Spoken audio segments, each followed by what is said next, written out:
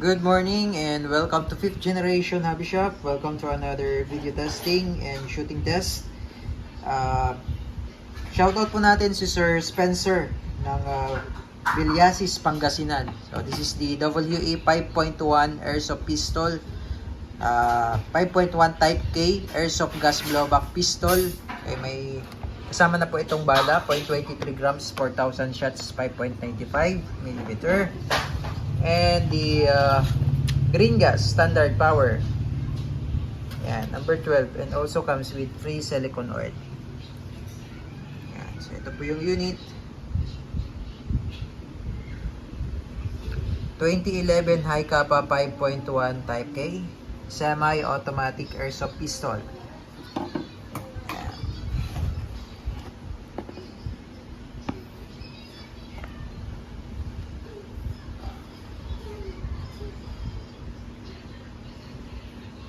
Adjustable yung sight, windage and elevation. Pwede nyo rin pong lagyan yan ng accessories katulad ng flashlight. Yan, meron siyang manual safety. Yung manual safety, ito naman beaver tail safety.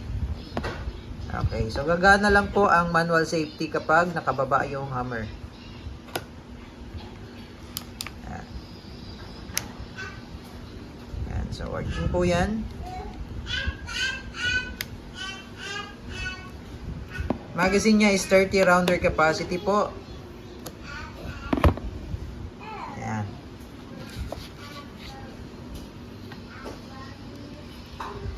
Double stock magazine, 30 ang laman.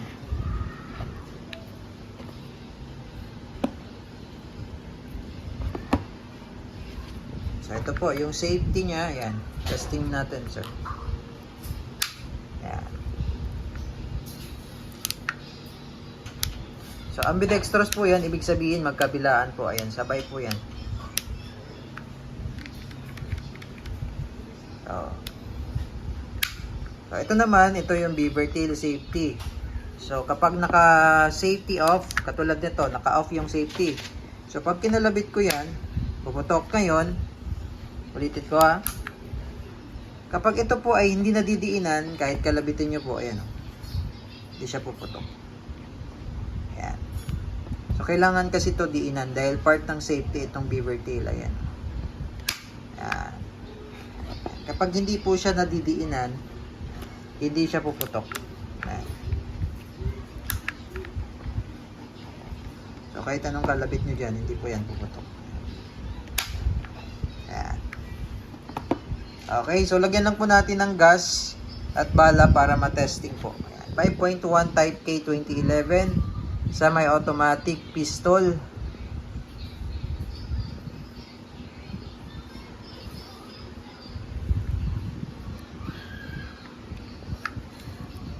Yan. So ito po, itong 2011 5.1 sa mga high kappa po, ito po, metal po yan, yung slide, metal yan. Itong ilalim niya, frame, ito metal po yan hanggang dito, metal po yan, metal yan. Yan. Ito, metal yan. Pero itong part na to, ito plastic na yan. Ito plastic na yan. Hanggang dito lang yung metal niyan. Ito metal yan. Hanggang dito. So, ito plastic na yan. Yan, plastic na yan. Yung cover. Plastic yan. Ayan. Okay. So, testing. Bali, hihigpitan ko po muna pala yung mga bulb. Dalawa pong bulb nito, outlet and inlet. So, higpitan na natin. At lalagyan ko na rin po ng langis.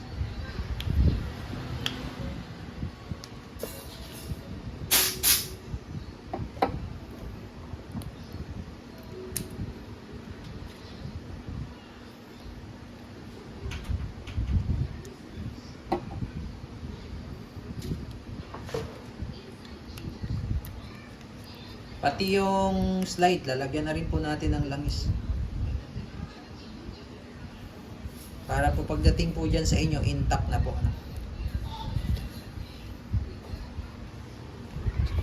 Okay, so ito naman po, iigpitan natin yung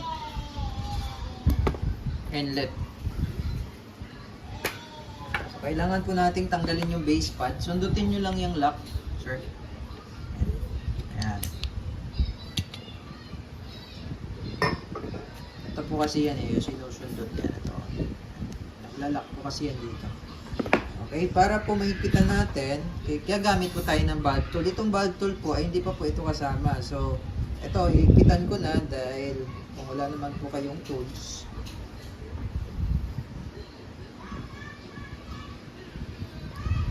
Ngayon sir, pwede rin pong lumuwag yan. Katagalan, pwede pong lumuwag yan. So, kakailanganin nyo talaga yung tools. Pwede naman kayong mag-fabricate siguro ng tools na po pwede dito. Okay.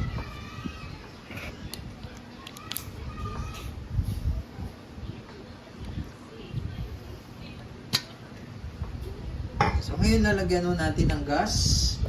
Bala. Inverted position po, 3 hanggang 5 segundo po.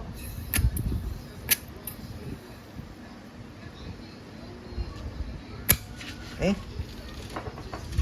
Ayan, paano po ba malalaman na meron ng gas? Ito po, pag kinapa nyo yan, pag pinisil nyo yan, matigas. Ngayon, pag pinisil nyo yan at talagang pipisilin nyo ng todo yan, lalabas dito yung gas dito.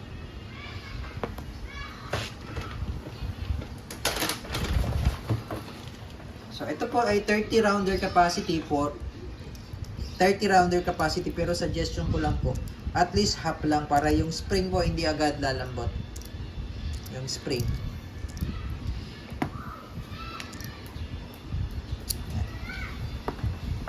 So, ito naman po ang lalagyan natin ng langis.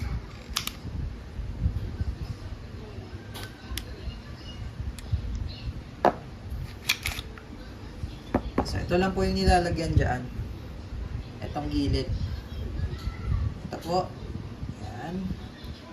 Ito. Part na to. Kasi yan po kasi yung dinadaanan ng bakal. Dyan po yung nagkakaroon ng friction. Yan. Ayan lang po ang lalagyan natin na oil. Kung wala naman pong silicone oil, halimbawa naubusan po, pwede po yung petroleum jelly. Mas effective po yun. Papasok lang po dyan. Ganyan. Sagad lang po hanggang dulo. Itatapat, di pala sagad, itatapat lang natin, itatapat lang po natin dito sa may notch. Yan. Ito yung sa slide stop, slide release notch. Yan, slide stop. Diyan sumasampay yan kapag wala ng bala dito. Itong pangalawang notch, yung maliit na uka lang. Sentro nyo lang yan dyan para makapasok. Okay. Ayan po. Yan. Sa pagbabaklas, ganun din, isisentro nyo lang po yan. Yan. Tapos push nyo sa kabila ito para umangat. Ayan.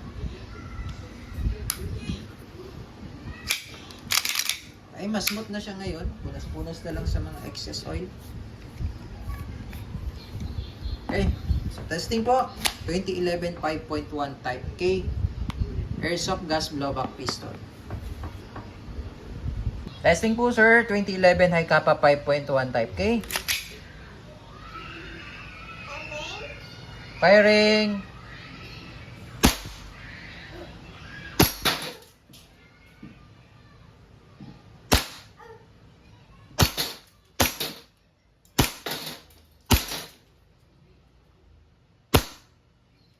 So, open slide. Open slide po. Release the magazine. And balik lang natin. Hammer down.